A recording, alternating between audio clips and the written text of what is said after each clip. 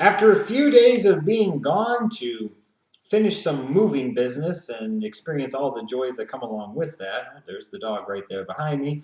I'm back on this channel to talk some NFL foosball. It's time to talk about the happenings from what was week number 9 of the 2014 NFL season. I'll start off with some of the top storylines, including the injury to Nick Foles' collarbone, which, while it might not require surgery, will cause him to miss the majority of the rest of the regular season. But fear not, Eagles fans, it appears that Mark Sanchez may indeed be a good fit for that system under Chip Kelly after all, and you probably still have enough to make the playoffs. Another big story after a historic performance in week number 8, throwing for over 500 yards and 6 touchdowns, Big Ben decided, well, might as well throw for 6 touchdowns again. And the Pittsburgh Steelers, man, I tell you what, that's a hot football team right now. 6-3 is 6-3. I don't care how you splice it. Impressive. And Big Ben over the past couple of weeks has been otherworldly. Speaking of otherworldly, the Patriots on Sunday absolutely spanked and dismantled the Denver Broncos. It really wasn't a ball game from beginning to end. What a statement game for a team that a little over a month ago people were writing the obituary about, and people like me were blasting Bill Belichick and everything else. Well, after starting off 2-2, they've rattled off a few victories in a row, and this impressive victory over the Broncos clearly cements the Patriots' place as a legit contender in the AFC this year. Now, looking at some of the winners from week number 9, I'm going to go with the Miami Dolphins. This is a team that a few weeks ago there was talk about them benching Ryan Tannehill in favor of Matt Moore when they were going over to London to play the Raiders. Thankfully, for all parties involved, cooler heads prevailed. Ryan Tannehill was given an opportunity to keep his starting job, and he has responded in a big way. And especially the Dolphins' defense has responded in a big way. To be able to shut out Phillip Rivers and the San Diego Chargers is quite impressive. They dominated this team, 37-0. Now you're looking at the Dolphins at 5-3, and you're saying, wow, along with the Bills, the Patriots don't have a cakewalk in the AFC East. I got to talk about the Kansas City Chiefs, too, a team that just seems to kind of go under the radar. Again, 5-3 is 5-3, and they keep finding ways to win games, and they're playing some pretty good football right now.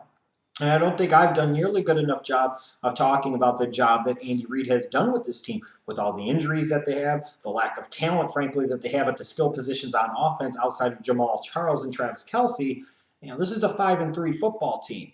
And this looks like this might be the team that's the second best team in the AFC West at this point. Most certainly not the San Diego Chargers, who, by the way, the Kansas City Chiefs just recently beat.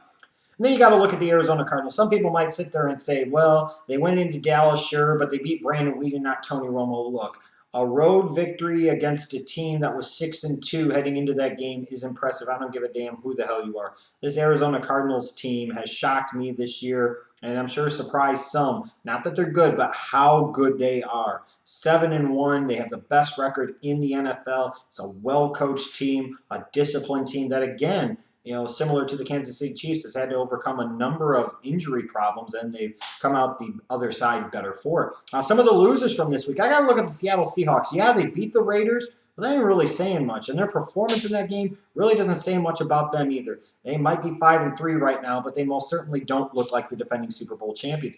The San Francisco 49ers. Colin Kaepernick late in the game. It's third down, last play of the game. You go for the quarterback sneak to try and win it, and you fumble the ball at the goal line. And even with that being said, the St. Louis Rams had no business winning that game against the San Francisco 49ers, yet the San Francisco 49ers found a way once again to implode. This is a 4-4 and frankly not very good football team at this point in time. And the San Diego Chargers too. This is a team that started off 5-1. We were talking about being the best team in the National Football League, and now they found a way to lose 3 games in a row. That's not the momentum you want to be building heading into a bye week, that's for sure. Now, in terms of some of the big stars for this week, I got to look at Big Ben. That's historic crap right there. Back-to-back weeks with 6 touchdowns passing. Just incredible. And now, based off of the performance of the past couple of weeks and his team's record of 6-3, Big Ben has entered that MVP conversation. It's true. It's true. I got to look at Jeremy Hill for the Cincinnati Bengals. He came alive late in that game, got the start over Gio Bernard, who was injured, and he responded with 150 yards, I believe, and 2 touchdowns. That was a big breakout performance for the second-round pick out of LSU. And I got to go with T.Y. Hilton of the Indianapolis Colts, another big monster day in that explosive, talented, and deep-loaded Indianapolis Colts offense spearheaded by Andrew Luck. So that was the week that was, week number 9 of the 2014 NFL season. You're welcome to chime in with your thoughts on the happenings of week number 9, what you thought were the big stories, your winners and losers, and your biggest stars from week number 9.